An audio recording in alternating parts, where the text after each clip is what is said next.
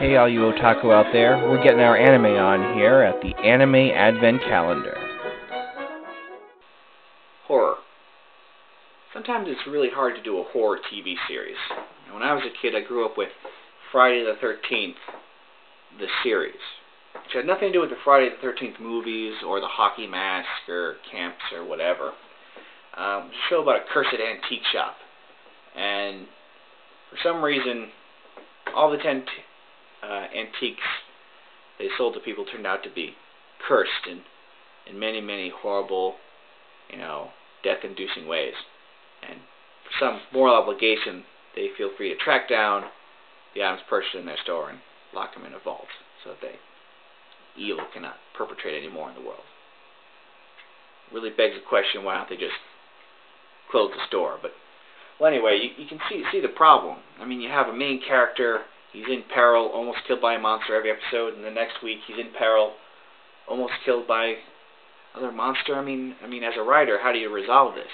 Do you keep killing off your protagonist and then introduce another protagonist? Even a voice actor, they're not going to want that in their contract. I tell you that much. But occasionally, some little clever writer comes along and finds a way to do a series of horror. It's not an anthology, in a really innovative way. And that brings me to Boogiepop Phantom. Now, this is definitely something you don't want to spoil, so I'm not going to give you the particulars. It's something you're just going to have to sit down and watch. With a guide. It definitely has a lot of secrets, a lot of twists, a lot of unexplained questions, and a lot of really disturbing things happen in this. The thing about this series is, all these horrible things happen at the same time. We have a situation where a weird, X-Files type of light happens to shine down in the middle of the night, in this Tokyo city. And then afterwards, it follows a character and how they are supernaturally affected by this phantom to some many horrifying results. So you have situations where,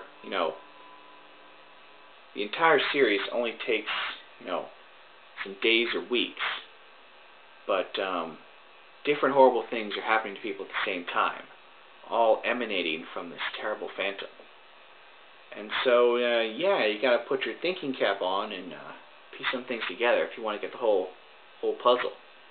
Or you can just watch each individual horrible thing for your own sick pleasure. Notwithstanding, I love a good puzzle movie. I love a good puzzle series even more. So, tracking down all these little pieces and fitting them together into the whole horrible cataclysm really tinkered the old noodle. I enjoyed every minute of it. Might be a little too much for some people, so watch out. そのままじゃ虫に心を全部食われちまうぜ。そいつは心のしこりだ。最近見えるようになったんでね、そういうの。あんた、何か心残りがあんだろ？それもずっと前からの。